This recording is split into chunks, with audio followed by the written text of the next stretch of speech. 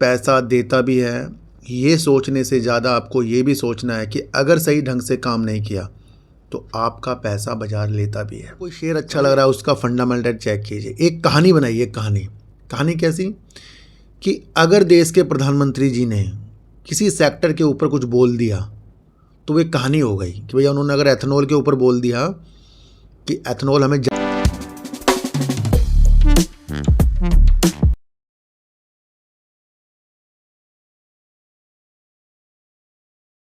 नमस्कार, आप देख रहे हैं डीप सर 6 और आज बात करेंगे सर शेयर बाज़ार के नियम के बारे में।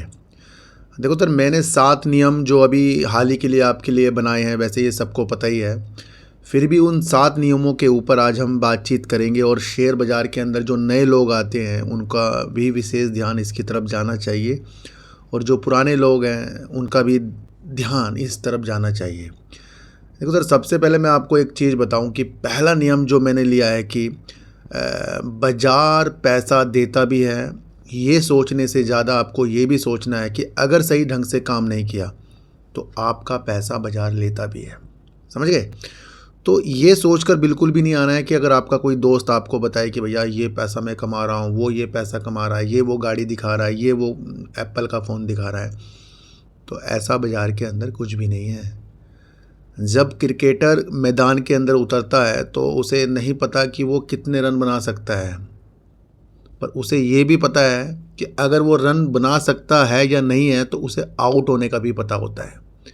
तो आपको सबसे पहले देखना है कि जिस नियम के तहत अगर वर्क करते हैं तो ज़रूरी नहीं आपका पैसा यहाँ बनेगा, पैसा जा भी सकता है। तो पहला नियम है, बाज़ार के अंदर सिर्फ पैसा नहीं देखना है, पैसा जा भी सकता है और सही ढंग से हमें वर्क करना है। और दूसरा नियम, अपने जो हमारे काम होते हैं जैसे कि हमारे बच्चों की फ़ीस हो गई, उनकी एफडी हो गई, उनकी एलआईसी की किस्त हो गई, मकान का किराया हो गया, या अलग अलग रणनीतियाँ होंगी जिससे आपके पास पैसा जमा है और आप सोचते हैं कि ये पैसे को मैं लगा दूं और जब वो डेट आ जाएगी तो वो पैसा निकाल कर प्रॉफिट भी मैं निकाल लूँगा। ये सबसे गलत बात है।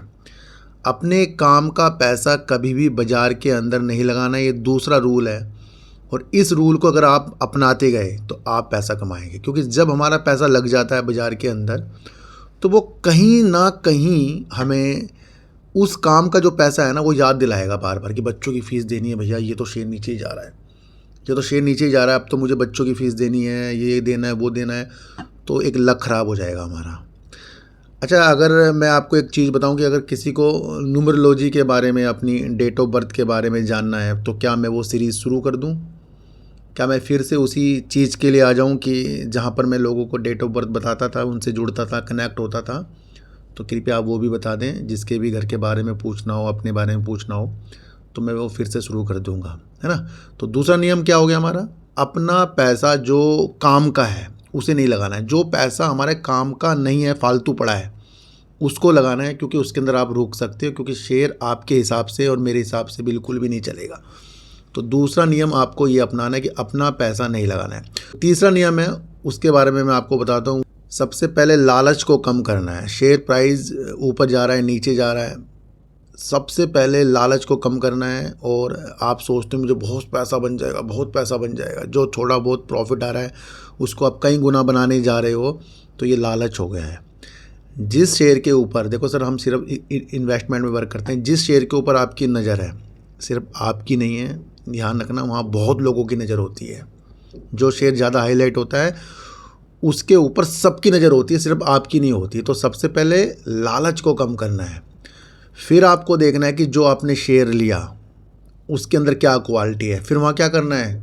धैर्यता आपको लानी है।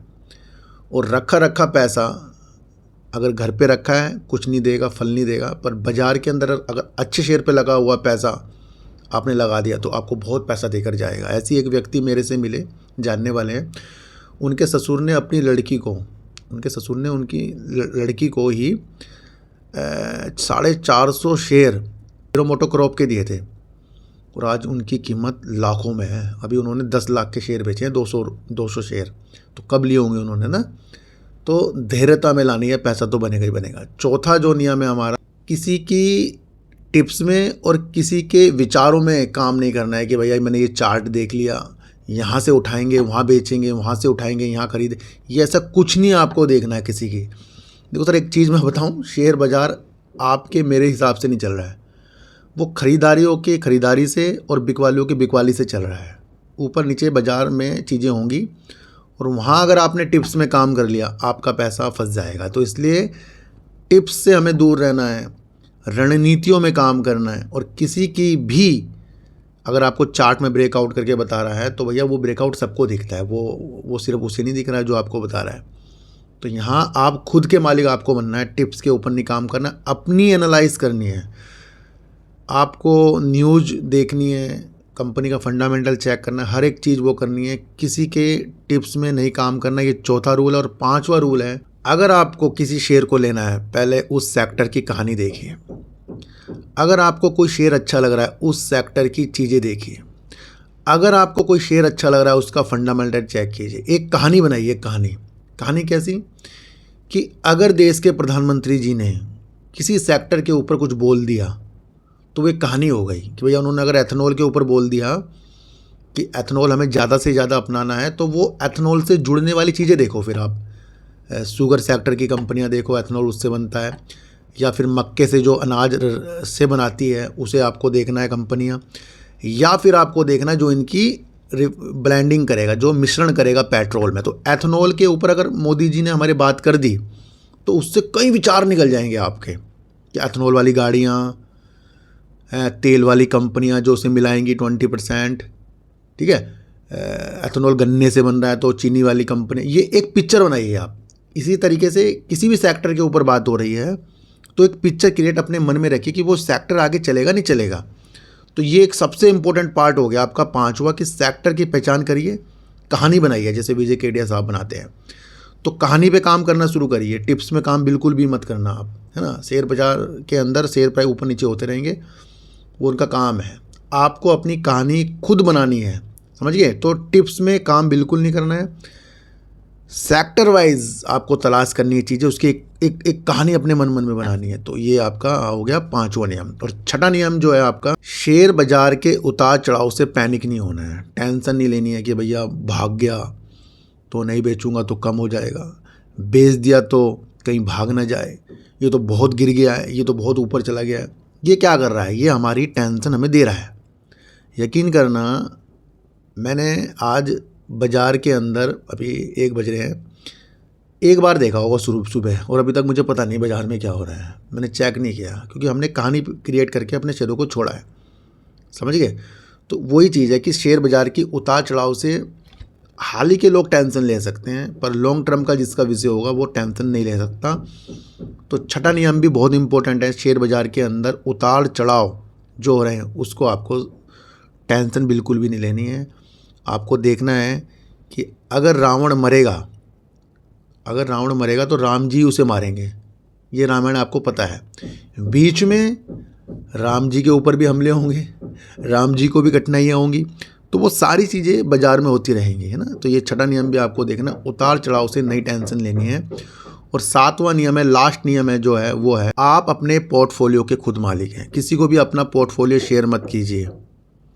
सबसे पहले एक चीज़ देखिए कि अगर आपके पास आपकी ज़मीन है तो आपको उसके ऊपर वर्क क्या करना है। ये आपकी ज़मीन हो गई, आपको वर्क क्या करना है, आपको मकान बना के किराए पे देना है, अपने लिए रखना है, या उस ज़मीन के अंदर कुछ चीज़ें उगानी है तो क्या उगानी है, क्या फसल लगानी है, क्या मौसम की चीज़ें हो रही हैं, क्या आपके वहाँ फूल लगेंगे, है ना, क्या आपको वहाँ पर प्लेग्राउंड बनाना है, क्या आपको वहाँ पर कोई गोदाम बनाना है, क्या गराज बनाना है, ये आपका पोर्टफोलियो है। तो इसलिए किसी की सलाह आप अपने पोर्टफोलियो बनाने में ना कीजिए। लाइट भाग गई, ना कीजिए। और एक चीज़ देखिए कि अगर मैं आपको चीज़ बता दूँ, अगर आपने अपने पोर्टफोलियो का विशेष ध्यान रखा कि उस जो भी शेयर आपके पास है वो अच्छे होने चाहिए, उसका फंडामेंटल आपको चेक करने आना चाहिए। तो ये 7 नियम मैंने आपको बता दिए हैं, इन नियमों पे काम कीजिए। मेरे बहुत सारे नियम हैं और नियम बिल्कुल हल्के हल्के से हैं और उसी में आपको मज़ा आने वाला है ना। और आपको पता ही है कि सच्चे इंसान के साथ तो प्रॉब्लम आ ही जाती है, मैंने आपको कल ही बताया था। तो आप अपने स्वच्छ तरीके से वर्क कीजिए और आगे की बढ़ती ईमानदारी बरतिए, सब कुछ अच्छा ही होगा और अच्छा ही होने वाला है। जब कोई गलती नहीं करता तो उसके ऊपर कुछ चीज़ें हो जाती है प्रॉब्लम वाली, तो वो सॉल्व अपना आप ही भगवान करता है। है ना। तो ये 7 नियम है, फिर दोबारा से बता देता हूँ 7 नियम, क्योंकि मैंने आज ये अपना एक लिखा था, अब इस तरीके की आपके लिए वीडियो बनाया करूँगा। तो सर पहला नियम है, बाज़ार पैसा देता भी है और बाज़ार पैसा लेता भी है, ये आप समझ लेना। दूसरा, अपना काम का पैसा बाज़ार में नहीं लगाना है, जो आपका फालतू है बचा हुआ है वो आपको लगाना है। तीसरा है कि लालच को कम करना है, धैर्यता को बढ़ाना है। चौथा है, किसी की टिप्स में, किसी के चार्ट में वर्क नहीं करना है, अपनी एनालाइज को सही करना है। और पांचवा है कि सेक्टर वाइज कहानियाँ देखिए कि किसके करने से क्या काम हो रहा है, किस सेक्टर में क्या वर्क हो रहा है। ये पांचवा इंपॉर्टेंट बहुत पार्ट हो जाता है।